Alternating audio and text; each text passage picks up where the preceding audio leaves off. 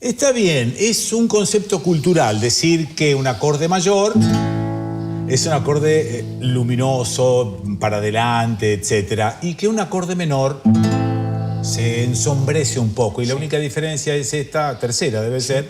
Una sola nota. Una sola nota que varía. Incluso dentro de los menores, para mí el más sombrío de todos es el re menor. Atahualpa tocaba mucho el re menor. ¿Ese es el más oscuro? Sí. Y hablando de sombrío, hay un valsecito que me gustaría que toquemos juntos, que generalmente se toca para hacer pirotecnia.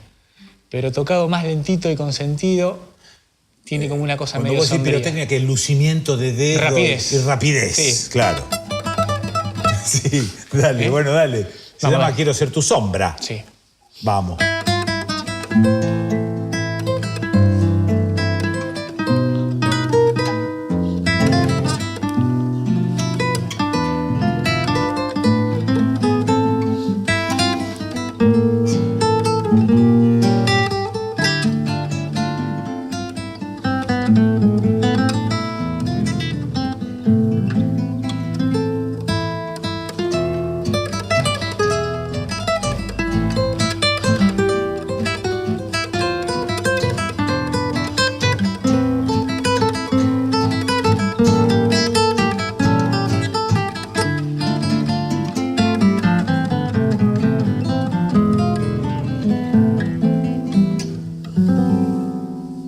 ¡Qué bonito! Es muy bonito. Es cierto que se sale de esa pirotecnia y se vuelve un valsecito sombrío. Musicalmente, pero hay veces que combina muy bien la melodía sombría con la música sombría. Eso es. Fíjate, yo voy a tocar primero la música y después vos cantala. Fíjate que las dos cosas son sombrías.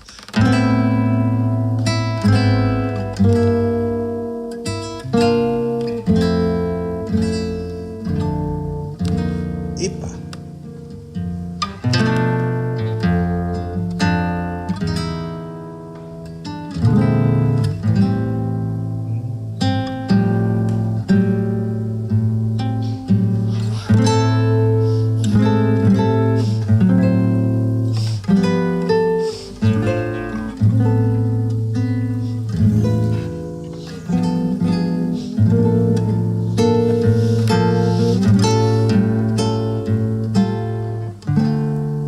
A veces sigo a mi sombra.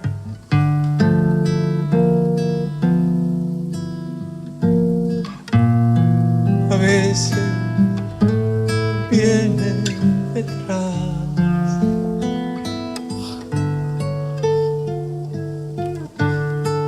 Pobrecita, si me muero,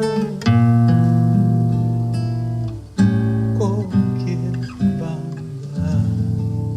Precioso, precioso. Decí que yo lo ejecuto. Después hay músicas, por ejemplo, hay un tema de Piazzolla que me ensombrece cuando lo toco, que es completamente sombrío. A ver.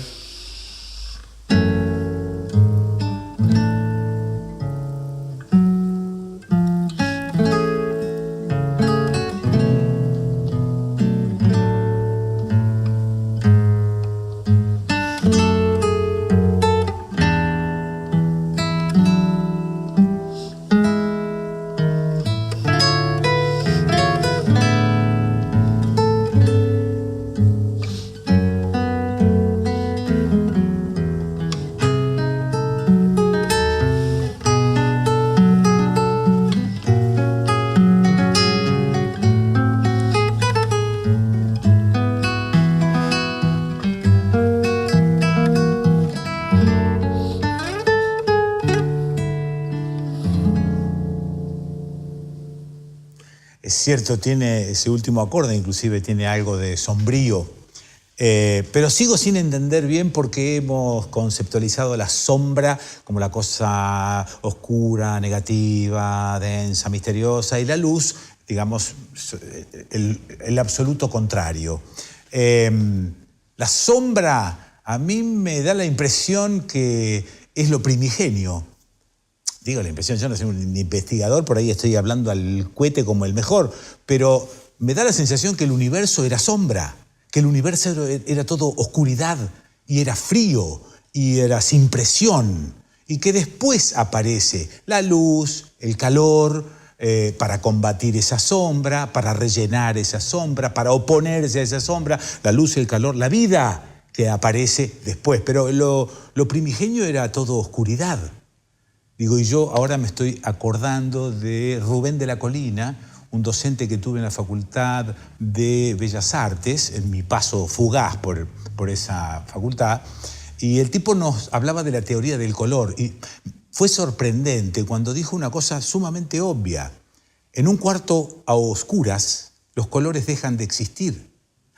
¿Cómo que dejan de? Y claro, el color es una vibración y es producto de una luz que pega en ese material y que lo reverbera con una frecuencia determinada, y esa es la luz. Ahora, cuando se apaga eso, todo es gris, decía de la Colina. Adentro de un cuarto oscuro no existen los colores. De cualquier manera, bueno, el término sombra impone siempre un cierto misterio, pero a su vez también puede significar protección. Estar a la sombra es también estar protegido. Vos vas a una playa a pasar el día, ¿y qué haces? Lo primero que haces es buscarte una sombrita o un arbolito, o te llevas tu propia sombrilla, porque no puedes estar todo el tiempo a la luz. Esto es casi metafórico. Se necesita de vez en vez de esa sombra.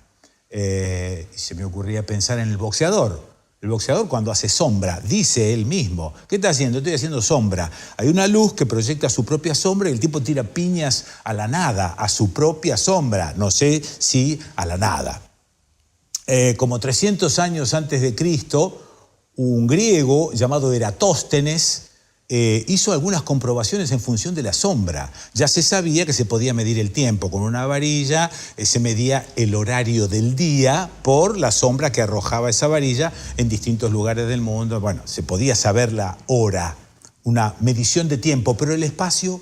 Entonces, este Eratóstenes planta una varilla en Alejandría, sabiendo una determinada hora y en un determinado día del año. Lo mismo hace a una distancia, más o menos donde ahora está la represa de Asuán, hace lo mismo y obtiene un ángulo diferente en el mismo momento. Hace el cálculo, el tipo 300 años antes de Cristo, y establece que la circunferencia de la Tierra es de 40.000 kilómetros. Le erró por metros, no sé por qué le erró por ahí nomás, pero ya se sabía que la Tierra era redonda. Asombro, esto asombra. ¿Asombro? ¿Cómo sería? Si me asombro, ¿me oscurezco? Algo que me asombra, ¿me oscurece? Si me decís algo más o menos fantástico, yo no te puedo decir estoy asombrado. Debería decir estoy alumbrado. O A es una partícula sustractiva y después viene la palabra sombra. Me dejaste sin sombra. Asombrado. No lo sé. Voy y vengo con la cabezota y algunas cuestiones leídas y aprendidas. Asombro. Provoca asombro.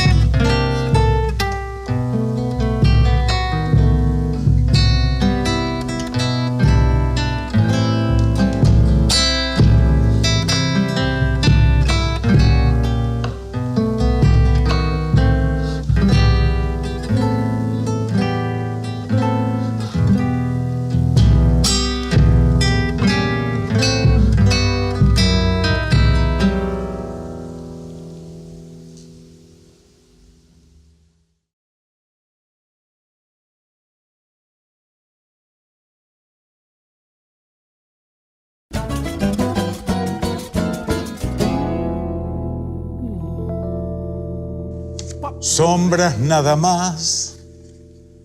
Sombras. Relación fondo-figura. Fíjate. Esto es maravilloso. Porque acá, fíjate acá, por ejemplo. ¿Qué hace el tipo? Rizo. ¿Qué hace? No sé, debe agarrar una cartulina negra y rellenarla con colores, en lugar de una blanca y pintarla toda de negro. ¿Cómo es la relación fondo-figura en este caso? Puede ser una técnica esa, ¿eh? ¿Cuál? Partir del negro hacia el blanco. Ajá, no la has hecho. No, lo he hecho partiendo de un color oscuro hacia Sí. el blanco. Ajá. Pero no con el blanco y negro. ¿Y vas pintando con blanco? Esto vos Fui lo haces. pintando con Perdón, blanco. ¿esto lo haces en una compu? ¿Es como No. un AutoCAD de arquitectura o nada? ¿O le das al plumín? De la vieja escuela. ¿Con qué pintás? Necesito papel, Sí. lápiz. Sí. Ahora, bueno, han aparecido rotuladores, Ajá. pero he probado pincel, pluma, todo. Y cuando a vos te arriman un guión, por ejemplo, ¿el guionista ya te sugiere imágenes o vos lees el guión y decís, acá está, esto pasa en esta parte, en este cacho oscuro de la ciudad, pasa con este personaje? Qué buena pregunta, Kiki. ¿Por qué? Porque es interesante, digo, armar un buen equipo, un guionista y dibujante, creo que tienen que estar muy de acuerdo en un concepto, que estamos haciendo historieta y no otra cosa. Ahí está. El guionista generalmente, bueno, tiene sus imágenes en la cabeza, Sí. trata de que vos la puedas traducir Sí. al papel. Pero nosotros tenemos que llevarla a la página. Hay un límite, un espacio. Sí. Entonces tenemos que decidir cuál es el cuadro más importante, Ajá. que va a ser necesario mostrarlo en todo su énfasis. Sí. Y después, bueno, los otros que van a ser satélites. Puede ser uno o más cuadros. Ajá. Entonces ahí es donde yo le doy bolilla cero al guionista. Y Claro. esas cosas que me dice. Bueno, ahí hay una etapa de casi diseño, no solamente imaginación y dibujo, sino que tenés que diseñar la página Sí. para que se vaya entendiendo la historia. Tiene que contar básicamente Sí. lo que está ocurriendo en la historia sin que los textos se involucren. O sea, texto y dibujo tienen que ir en paralelo. Eso es. Entonces, yo ahí cumplo el rol del director, que me encanta, Sí. por otro lado, porque esto va muy relacionado con el cine. Sí.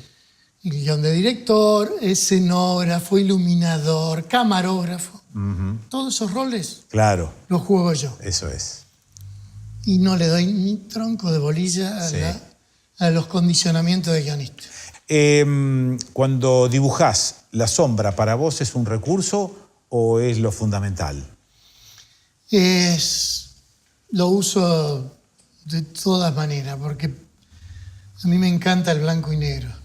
Ajá. La escuela argentina deviene del blanco y negro. No teníamos color. Claro. Entonces, Como mucho había un sepia, exacto. Sí. porque me acuerdo de Pero en general era blanco y negro. blanco y negro. Entonces, nosotros venimos de ahí y es algo que caracteriza a nivel internacional en un reconocimiento a la escuela argentina ¿sí? de la historieta. Ah, sí. Eduardo Rizo ganó 4 veces el premio Eisner, que viene a ser como el Oscar de la historieta. Empezó su carrera como dibujante a principios de los 80. Entre otras revistas argentinas publicó en la mítica Fierro. Trabajó con guionistas como Carlos Trillo y Ricardo Barreiro, publicando en varios países de Europa y en Estados Unidos. Uno de sus trabajos más conocidos es la historieta 100 balas, que hizo con el guionista estadounidense Brian Azzarello. También dibujó otros personajes que seguro conocés. Algunos son Batman, Logan, Alien, La Mujer Maravilla. Desde el 2010 organiza una convención internacional de historietas que se llama Crack Bang Boom, todas onomatopeyas sacadas de los cómics. El festival se hace en Rosario y crece cada año, atrayendo a amantes y cultores del género. ¿Hay nuevos adeptos a la historieta o son todos los locos estos que están recuperando No, la hay historieta nuevos. del pasado? Hay nuevos. Esto es lo más interesante de Claro. determinar. Uno de los momentos donde se captó a nueva gente, nuevos lectores, Sí. fue cuando llegó el manga japonés. Ajá. El manga japonés llega con otros códigos. Cambia lo que es la historieta europea, americana, sudamericana.